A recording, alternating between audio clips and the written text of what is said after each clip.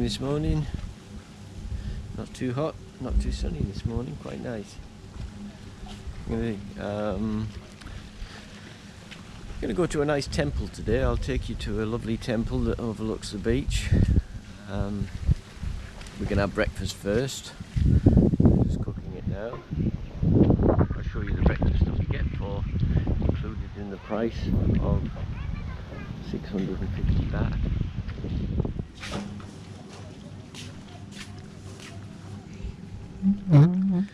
There's the lovely Noi. Hello Noi. Say good morning. Morning. Noi's going to show me the temple today. Her favourite temple. So this is our breakfast, including in price of the room, which is 650 baht. 26 Australian dollars, 20 US dollars or 14 pounds. So we get all this breakfast included in the price. Noi's got traditional Thai breakfast. She's got rice and soup and Ovaltine, and I got coffee and juice and full English. Problem is with full English they give you a hot dog sausage, which isn't really that good, but still good for the price.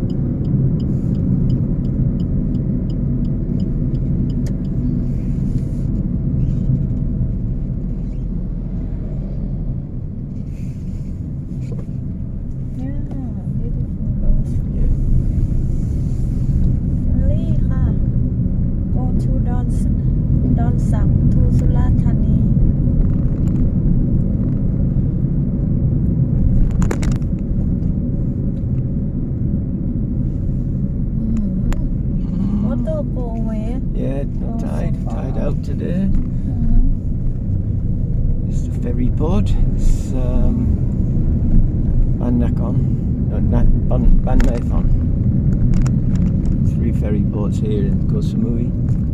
One at Ban-Nakhon, one at Panrak, and one at Lipanoi.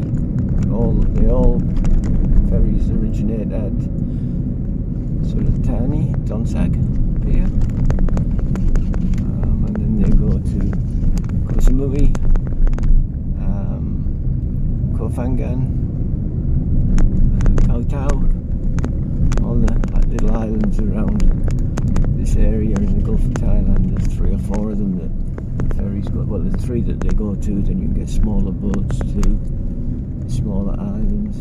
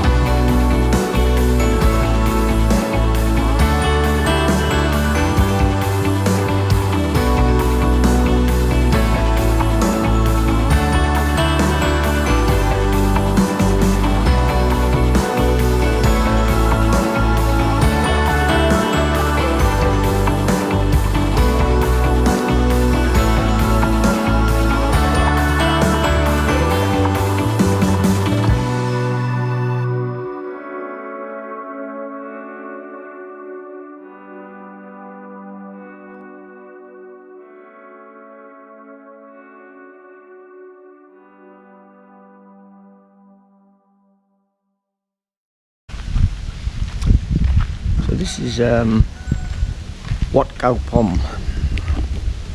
I think that's pronounced right. This is on the Lamai Ring Road. One of the nicest temples in Koh Samui. For where it sits, it's right high on a hill overlooking the Gulf of Thailand. A bit cloudy out there today, but still can see the sea. Very beautiful, as most Thai temples are. It's just getting built actually. It's only about halfway finished at the moment, but it's very nice.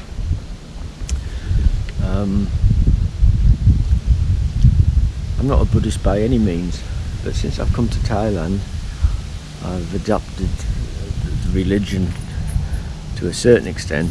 Not that I don't understand a lot of it, but I do like it. I think it's it's a religion I can relate to. When I was in England,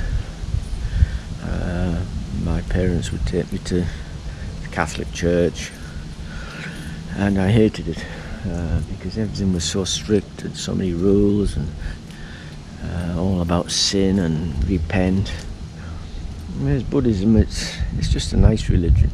Even where they have their temples, they're not closed off. They're all in the open. They're all there for anyone to come and see and pray at.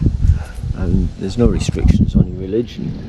You can be Catholic and come here, and you can pray like a Catholic if you want. No one's going to stop you.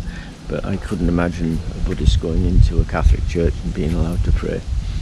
Maybe I'm wrong. But I'll take you up the stairs here, you get even a better view.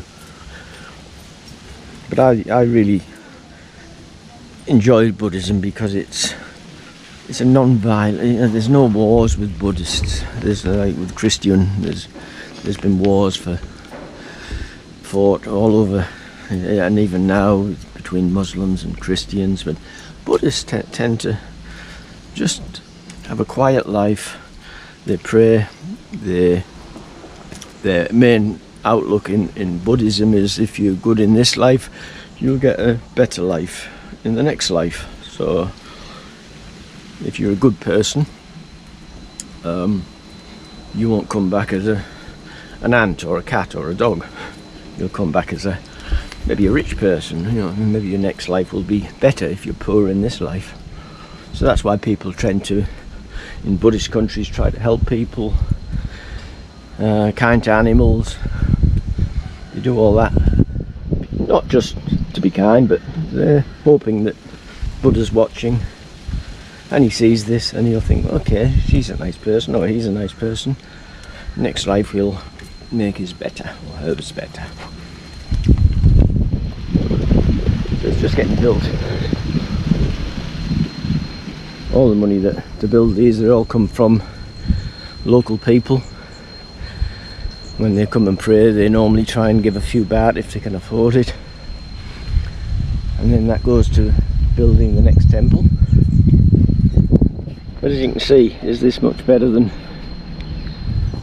going into a Catholic church where it's all boxed in and all dark and dismal, and the priest is all angry sometimes. And here we talk to a monk. I often talk to the monks if they speak English, but they're all smiling and happy. There's a lovely Noi. He's doing some praying. This is supposed to bring you luck if you rub the gong, ring the bells, that sort of thing.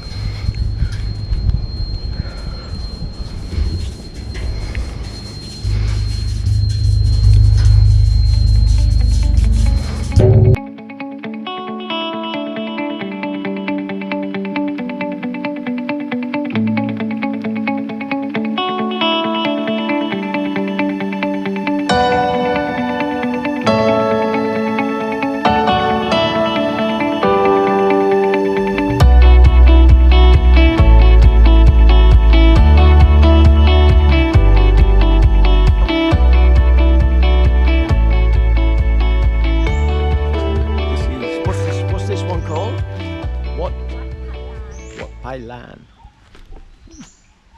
This is another one. It's right on the beach.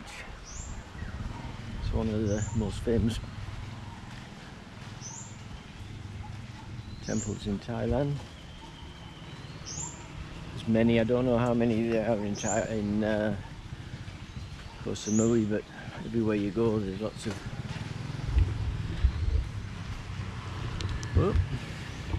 Everywhere you go, there's lots of temples. They say in Chiang Mai, if you go to Chiang Mai, they say if you go to one temple every day, it will take you 10 months to see them all. That's a lot of temples. Okay, very COVID.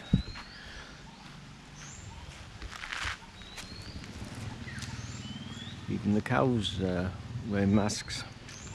Or the buffalo. Sorry, you don't have cows, they have buffalo.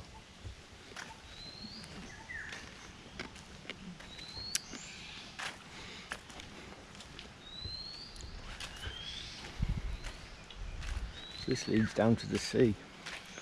As I said before, when I was talking about temples earlier, well, all their temples are, quite a lot of them are built in the open air. They're not enclosed in, even when you go into a proper temple, normally they're in the open. They're not closed off with doors. They never lock them. And everywhere you go, they're always beautiful. This is a statue there. That's one of the old kings. Don't know which one. Not the last one, and not the one that we have now. He's not very well liked. But his father was. His father was loved because he was a very, very good king. King 9 was reigned for about 70 years, I think. He was the longest serving monarch until he died about 4 years ago, and his son took over. His son spends most of his time in Germany. Yeah, not sure which one that is, but they love their kings here. They're very revered.